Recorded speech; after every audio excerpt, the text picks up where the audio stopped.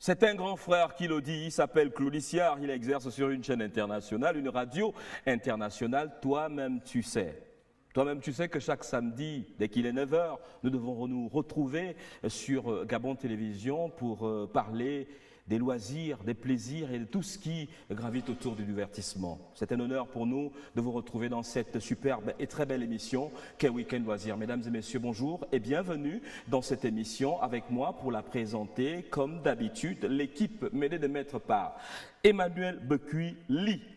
Je vous signalais d'entrée de jeu la semaine dernière qu'il était en Chine, plusieurs semaines avant aussi, qu'il était en Chine pour des raisons professionnelles. Il est rentré à cela quelques jours. Bienvenue à toi, grand frère, l'un des réalisateurs de cette émission. On l'a baptisé de ce côté, Monsieur Lee. Bienvenue à vous. Avec nous aussi, Christian Olélé, qui lui est aussi réalisateur dans le cadre de cette émission. Bonjour à Jonas, Hervé Mbaéban, Bilan, Bobo, Meyokie, Peter, Richard et toute l'équipe qui comprend, n'est-ce pas, l'équipe, la composition, j'ai envie de dire, de cette émission. Je les salue pourquoi? Parce qu'ils ont été affairés tout au long des fêtes de l'indépendance pour faire en sorte que vous puissiez avoir le défilé en direct. Non seulement le 16, mais aussi surtout le 17. Mesdames et messieurs, ces gars sont à féliciter. Bonjour à vous et nous sommes ensemble dans le cadre de cette émission. Avec moi, sur le plateau, Hans, l'incontournable de Week-end Loisirs. Bonjour. Bonjour Cédric. C'est un plaisir pour tous les week-endistes de vous voir comme ça, connectés sur Facebook, sur notre page. Voilà quoi, super big up à vous. Voilà. Ça va? Tout se passe pour le mieux, on a le sourire, on a de la pêche, on a passé une semaine super intéressante avec beaucoup de difficultés, mais on a trouvé l'énergie nécessaire pour surmonter ces difficultés et là on revient avec toute la force. Depuis quelques semaines, Hans, tu nous présentes un nouveau look, c'est intéressant, c'est bien, c'est Hans Charlie, l'artiste L'artiste, son nom c'est plutôt Charlie Tchatch, ok? Charlie Tchatch. Voilà, et quand on devient Charlie Tchatch, c'est clair qu'on s'habille comme ça, histoire de se donner un peu voilà, notre visage, nos styles, voilà, ça fait un peu ça change un tout petit peu, quoi. Voilà. Plusieurs cordes à ton arc, tu es animateur, tu es aussi, je sais pas trop, voilà, je suis un peu dans le business, tout ça, à faire, je suis également animateur, autre chose, je suis artiste, parce que j'aime la musique déjà. Tu viens de lancer ta carrière.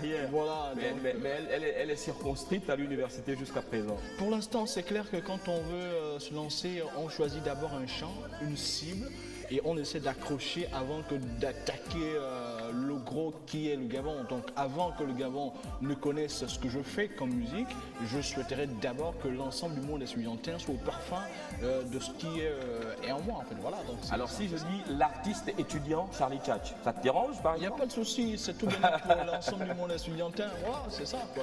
En tout cas, félicitations et c'est très bien, les gens parlent de plus en plus de ce côté-là, de l'université, de ton concert, deux concerts par ailleurs que tu as donné. Deux concerts, le premier c'était aider les orphelins. Voilà, c'était pour les orphelins, pour toutes les personnes. On a eu à faire ce don du côté derrière l'hôpital, à un orphelinat. Et c'était vraiment bien parce que tous les étudiants se sont mis d'accord pour apporter du lait, 100 francs, 200 francs, 1000 francs, tout de suite. Et on a tout acheté pour donner à cet orphelinat. C'est aussi la partie responsable. Ils ont vraiment reçu ces dons parce Ils ont reçu, toutes les images sont sur la page Facebook de Coer UOB, qui est la page des étudiants du campus universitaire. Vous allez sur Coer UOB, vous trouverez toutes les images du don de la partie responsable des étudiants de l'Université Marbourg. Bravo à toi. Avec nous sur le plateau aussi, chers téléspectateurs, bon, une jeune fille, une petite sœur qui, elle, va profiter un tout petit peu de Gabon Télévision pour exercer dans le cadre de stage, hein, je peux le dire ainsi. Son prénom est René. Elle est magnifiquement belle. Elle est sur le plateau avec nous. Bonjour René. Bonjour. Ça va? Bienvenue sur le plateau. Voilà, c'est la maison, c'est Week-end Loisirs et d'entrée de jeu comme ça, dire bonjour à quelques parents, quelques amis qui te regardent. Bon, déjà, je salue toutes mes familles, ici, toutes les personnes qui vont me reconnaître, c'est tout. Hein. Alors, toi, tu es dans quelle école? Bon, voilà, j'ai passé 2 ans à Essan, donc j'ai eu mon examen, je soutiens en décembre, raison pour laquelle je me retrouve à Gabon Télévision. Voilà. Et dans l'émission Week-end Loisirs. Ouais, particulièrement.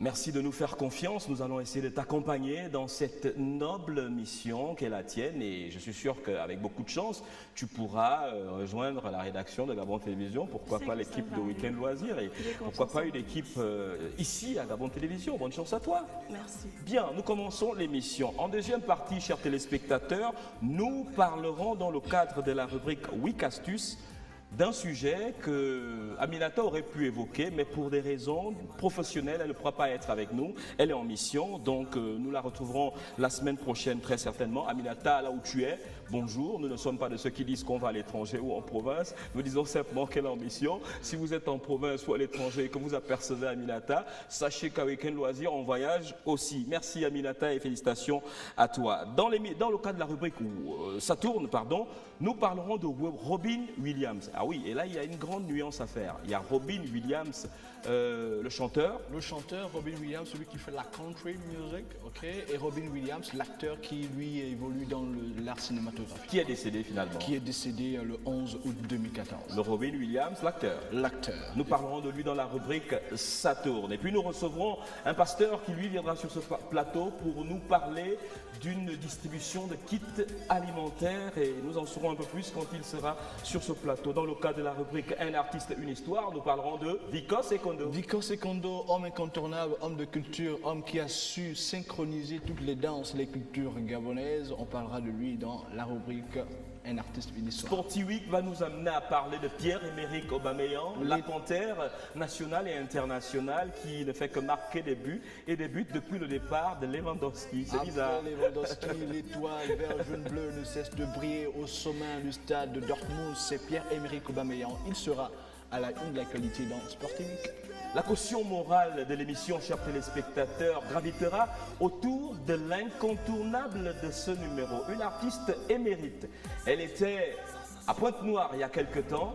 Elle sort d'une tournée récente du côté de Paris et de l'Espagne, une tournée pratiquement européenne parce que quand on a visité 2 pays en Europe, on peut se permettre de dire qu'on a finalement fait une tournée européenne. Dakar, vraiment, est sa ville de prédilection parce que quand vous parlez de Nanette aux mamelles de Dakar, je parle des mamelles, les 2 phares géants qui sont justement visibles quand vous arrivez au centre de Dakar, tout le monde connaît Nanette. Nanette Nkogé est notre incontournable. Aujourd'hui, nous la recevrons avec beaucoup de plaisir dans quelques instants dans le cadre de la deuxième partie. Et puis le journal de la rédaction de Gabon Télévision sera présenté aujourd'hui par le journaliste Guifrey Ndorobian, un frère à nous qui lui avait esquissé quelques pas de danse. Dans le cadre de la première partie, nous vous proposons un sujet tout à fait intéressant en rapport avec la rentrée scolaire, le stress dû à la rentrée des classes. On y va maintenant, Hans, parce que véritablement, quand on annonce la rentrée, quand le gouvernement annonce la rentrée, les établissements disent les réinscriptions peuvent commencer, les inscriptions aussi, les parents qui aiment bien faire les choses à la dernière minute, bon, c'est compliqué quoi, le stress est là. C'est un peu le propre de Gabonais, on va un peu dire, on aime faire les choses à la dernière minute, mais il se trouve que ces personnes qui font les choses à la dernière minute sont souvent confrontées à un fait, parce que quand on attend la rentrée, le dernier moment de la rentrée pour faire les achats, pour acheter des fournitures, pour inscrire les enfants ou réinscrire un enfant, ça devient tellement compliqué que le parent stresse à un moment donné, on perd un peu tous ses moyens et tout l'intérêt de parler de ce sujet qui, je crois, est super intéressant, histoire de rappeler un peu aux uns aux autres qu'il faut se prendre à temps. Il faut faire les fournitures. Dès que les cours finissent, il faut les acheter parce que là encore, les cours, les réinscriptions, les achats de fournitures, tout ça sont à bas prix, donc il faut profiter. En fait. Mais pourquoi stresser? On le fait presque chaque mois de septembre. Il y en a qui commencent même en août. Et puis finalement, ça devient une tâche régalienne.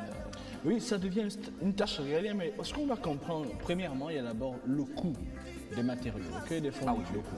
Parce qu'à une certaine période, quand on arrive, on amorce la période de septembre, okay, on laisse le mois d'août, à partir de septembre, les prix deviennent exorbitants. Okay. Donc ça fait qu'un cahier qui coûtait, ma foi, 300 francs ou 400 francs, je ne sais pas trop, devient peut-être à 800 francs. Donc à un moment donné, si le parent n'a pas un budget conséquent qui lui permet d'acheter ses fournitures au prix de 800 francs le cahier, c'est clair qu'il y a beaucoup de choses qui tournent autour de la tête, qui passent par la tête, comment on va faire pour... voilà, et en même temps, si on se prend à temps, ça nous permet de prévoir un budget bien précis. Justement, il faut s'organiser tout au long de l'année. C'est l'organisation. Et éviter justement cette désorganisation-là qui tend à s'emparer justement des parents qui n'arrivent plus à se retrouver dans les calculs. On attend le salaire de la fin du mois et ceux qui ne travaillent pas, c'est tout à fait compliqué. Tu vas donner ton avis sur ce sujet parce que justement, la rentrée des classes, quand on est étudiant aussi, on perturbe les parents. Bon, quand on a un peu plus grande. Pour ce qui est des jeunes filles, on perturbe même son petit ami, quoi. Comment aider les parents à comprendre qu'on n'a pas nécessairement besoin de stresser en début d'année? Bon, déjà, c'est important, comme on venait de le dire, de s'organiser bien avant. Je crois que dès lors qu'on va en vacances, les parents devraient déjà mettre en tête que les enfants vont retourner à l'école. Donc, du coup, mettre un budget conséquent pour cela.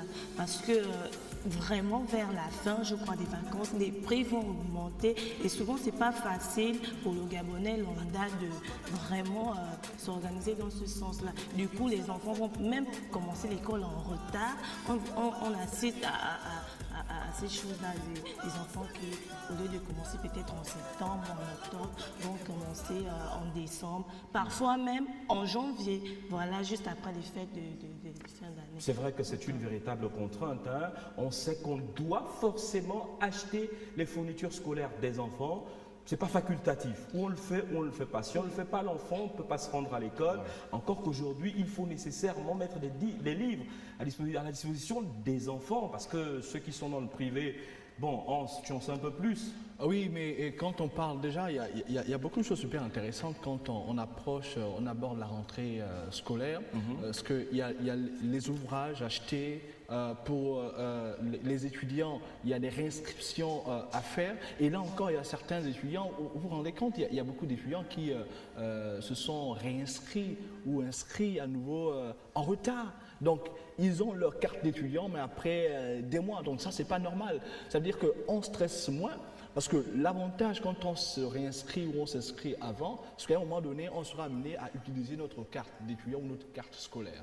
Donc quand on va me demander ça dans une administration, on dit on ne l'a pas encore. Pourquoi? Parce qu'on a fait notre inscription en retard. Donc pour éviter un peu tous ces péripéties, il faut se prendre à temps. Il faut vraiment se prendre à temps pour éviter un peu le coût élevé des achats de la part de certains magasins, de la place. Voilà. Donc les parents ont tout intérêt à se prendre à temps, et en même temps aussi, il y a une programmation. Si on sait qu'on est étudiant et on doit passer en classe supérieure, ou on est passé en classe supérieure, on peut se préparer à trouver un job, à trouver un boulot pour nous permettre d'avoir un peu de sous pour pallier, pour aider éventuellement aussi les parents. Parce que la question que vous posez, que tu poses, c'est comment aider les parents à ne pas stresser. Alors, mais si on a toutes nos facultés en tant que jeune, ok, on a 25 ans, on a 26 ans, 24 ans, on peut se prendre en charge, on peut trouver un boulot, un job à côté pour aider éventuellement les parents à ne pas donner toute la somme et penser aussi aux autres, parce qu'on est dans un environnement où nos familles, il n'y a pas qu'un seul enfant, il n'y a pas qu'un seul, il n'y a pas que deux, il y a trois, il y a quatre. Alors, quand on est l'aîné, qu'est-ce qu'il faut faire? Il faut soulager les parents en trouvant un petit boulot, en trouvant un petit job. Et là, c'est le niveau supérieur. Je pense un peu à ceux qui partent de la maternelle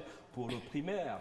La grande section, par exemple, c'est pas facile aujourd'hui de trouver un CP1 assez libre, surtout dans des écoles vraiment sollicitées. Je préfère ne pas citer les noms ici. On a rencontré certains parents, nous étions ensemble ici et là, qui nous ont laissé entendre que bon, de façon officieuse, les inscriptions ont commencé, les réinscriptions aussi. Il y en a qui ont essayé de le faire dès la fin de l'année dernière, mais les vacances ont été annoncées d'une façon ou d'une autre ici et là.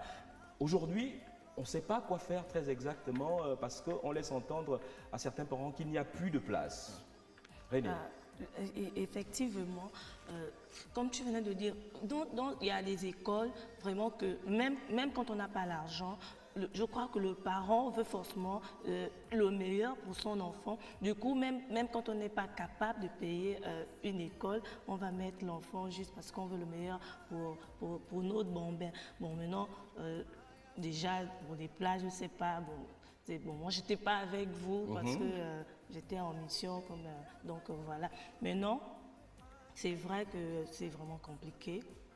Les écoles publiques sont déjà en griffe fermée, remplie. Du coup, on est obligé, pour ceux qui sont en retard, de mettre des enfants dans des écoles privées, et ce qui devient difficile. Et du coup, les enfants, parfois, vont rester à la maison parce que le papa, la maman n'a pas pu payer la mensualité. Voilà. Bon, les écoles publiques ne sont pas totalement fermées, elles sont peut-être arrivées à saturation, mais bon, ça n'empêche pas qu'on puisse tenter tout de même, surtout quand on bénéficie d'un transfert officiel via l'affectation de ses parents. On est en province, on vient à la capitale et vice-versa.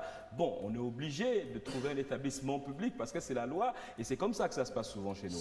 Il y a une information super intéressante au sujet des transferts. Vous savez qu'avant, beaucoup de parents ont des difficultés à trouver des places dans les établissements des enfants. Pourquoi? Parce qu'il y avait un phénomène, si un enfant échoue dans son lycée et collège, il pouvait changer d'établissement. Alors, je crois que sous la période du ministre Mundunga, quand il était encore ministre de l'Éducation nationale, il y a une loi qui est sortie, je ne sais pas trop, pour éviter un peu cette balade des uns et des autres d'un établissement à un autre parce qu'on aurait connu un échec. Donc tout ça c'est organisé. Donc si votre parent est affecté à Libreville alors qu'il travaille à Port-Gentil, les parents doivent se prendre à temps pour récupérer le dossier de l'enfant à Port-Gentil pour l'amener à Libreville avant même que la période de réinscription n'ait commencé. Parce que là encore, si la période de réinscription ou inscription commence, c'est clair que votre enfant ne va pas commencer au même moment que les autres parce qu'il y a toute une procédure pour se rassurer si le dossier que vous apportez de votre enfant est un bon dossier, s'il n'a pas connu de fraude, ainsi de suite. Donc tout ça aussi, il y a de la place, mais il faut que les parents se prennent à temps. Et à temps, il faut se prendre. Il faut qu'ils se prennent à temps et comme me le dit justement Aminata dans le message qu'elle vient de m'envoyer, attention, il existe ce qu'on appelle le bon stress. Le bon stress existe. Parce qu'en fait, l'achat des fournitures, c'est une véritable contrainte. Donc, on est habitué plus ou moins à cela. Cela nous amène plus ou moins à acheter des bons cahiers pour nos enfants, les meilleures fournitures, de rechercher de très bons établissements pour éviter que notre enfant ne bénéficie d'une formation bizarre, plus ou moins. Donc il y a un stress qui est aussi intéressant parce qu'il y a des parents qui sont nonchalants, les jeunes eux-mêmes aussi sont tellement difficiles que bon, après on ne sait plus quoi faire. Les parents se battent jour et nuit pour trouver un établissement et quand on arrive à inscrire ces derniers, ben, ils s'amusent, ils n'étudient pas, c'est le chanvre confus derrière les salles de classe. Mais ça existe véritablement, le chanvre confus derrière les salles de classe. C'est pas possible ça, c'est pas vrai. Hein, René, dis quelque chose à ce sujet quand même. C'est vrai que c'est vrai. Et c'est vraiment quelque chose qu'on doit fustiger, parce que les bars à côté des établissements, il y a des heures. Comment un enfant va se retrouver dehors à 8 h alors qu'on est censé être en classe de 7h30, peut-être à 9 h, mais on les trouve tout le temps dehors. C'est pas vrai. C'est vraiment quelque chose qui fait mal quand on se rend compte des efforts que les parents fournissent pour mettre ces enfants-là dans les écoles et que eux, quand ils arrivent, ils jouent quoi et ça fait mal. Et ça fait tellement mal. Les cas difficiles, il faut essayer de trouver une solution. C'est vrai, chers amis, chers parents, il y a ce qu'on appelle un stress aigu qu'il faut éviter au maximum. Lorsque vous subissez, vous êtes victime d'une perte financière à ce moment-là, vous perdez un parent, là maintenant, la pression est telle que vous vous dites je vais faire comment pour trouver une solution. Là on m'attend à l'établissement pour régler plus ou moins la facture. Le stress est là, c'est un stress, il est momentané. Donc il ne faut pas désespérer, il ne faut pas se dire c'est fini, je ne pourrai plus acheter les fournitures scolaires de mes enfants, je ne pourrai plus inscrire ou réinscrire les enfants, il est momentané. Mais ce qu'il faut surtout éviter, c'est le stress chronique. Et là, je pense à ceux qui ont un revenu insuffisant. Vous avez beaucoup d'enfants, le revenu est insuffisant et il ne vous permet pas de supporter toutes vos charges financières. C'est vrai, c'est compliqué et nous attirons l'attention des patrons, s'il vous plaît. Essayez de voir comment donner une petite prime, un coup de pouce aux parents pour que ces derniers arrivent à subvenir aux besoins des enfants pour les fournitures scolaires, pour les inscriptions et les réinscriptions. Le journaliste va venir, nous allons le recevoir, Guy Frey Ndomobian, pour la présentation du journal. Bonjour mon frère, comment vas-tu? Bienvenue, voilà. Alors, avant la présentation du journal, un avis comme ça à nous donner sur justement le stress dû à la rentrée des classes. On doit éviter au maximum le stress chronique. Oui, c'est un thème très judicieux, surtout que nous sommes à quelques semaines de la reprise des cours. Mais je pense quand même que tout ce qui a été dit sur le plateau est très pertinent. Mais peut-être il y a ajouté à cela que je ne pense pas que les parents font sciemment de s'y prendre en retard pour la rentrée scolaire de leurs enfants. Parce que pour ma petite expérience de père de famille, je sais qu'une fois que les vacances arrivent, il faut que je me prépare pour que mes enfants aillent en vacances. Ouais. Donc, il y en a qui vont au village, il y en a qui sortent. Donc, il faut déjà une bourse pour leur préparer les vacances. Ah oui. Donc, c'est un peu synchronisé. Et après cela, ils reviennent sur Libreville. C'est à ce moment-là qu'on essaie aussi de repenser maintenant la rentrée scolaire. Donc, en fait, c'est une spirale. C'est une spirale. Maintenant, chacun, selon ses moyens, selon ses dispositions, essaie de se conformer pour être à temps. Mais quel que soit ce qu'on fera, le stress est toujours là. C'est comme au boulot, c'est comme partout ailleurs. On peut avoir un emploi précaire, il ne faut pas désespérer, Bien sûr. ça va aller. Encore une fois, on peut avoir un revenu insuffisant, ce n'est pas une fatalité. On peut toujours trouver des voies et moyens pour satisfaire les besoins de nos enfants au début de l'année. Donc un dernier mot là-dessus. Le tour de la question est abordé, si ce n'est que dire que pour ce qui est des bourses, je pense quand même qu'au niveau des achats, il y en a des bourses, il y a des articles pour toutes les bourses, c'est selon ce que l'on veut. Hein. Bon, parfois aussi, il faut que les enfants comprennent que c'est pas parce qu'ils ont vu le fils de je ne sais pas trop qui avec un sac qui coûte 30 000 francs qui vont aussi exiger à leurs parents. Un complexe inutile. Voilà, donc il faudra aussi que nous sensibilisions nos enfants par rapport à ce que nous pouvons leur offrir et que nous ne pouvons pas leur offrir également. Et parfois, la publicité aussi a une très mauvaise influence. Mais bon, ça fait partie de l'industrie. Il faut être à la mode, hein. Bien sûr. En tout cas, bonjour à Théo qui lui aussi était en déplacement et qui est arrivé ce matin seulement. Donc c'est pourquoi il n'est pas avec nous, chers téléspectateurs. Et lui, il dit que les couples conflictuels et instables aussi ne favorisent pas l'évidence de l'achat des fournitures, quoi. Il faut pouvoir être stable quand on a des enfants pour que l'homme ne se fâche pas avec la femme et mette les sous à disposition de la femme pour que cette dernière procède à l'achat des fournitures. Mesdames et messieurs, merci de nous faire confiance. Sans prétention aucune, nous abordons ce genre de sujet dans le cadre de la première partie. On va se retrouver dans le cadre de la deuxième partie après le journal que voici. Générique.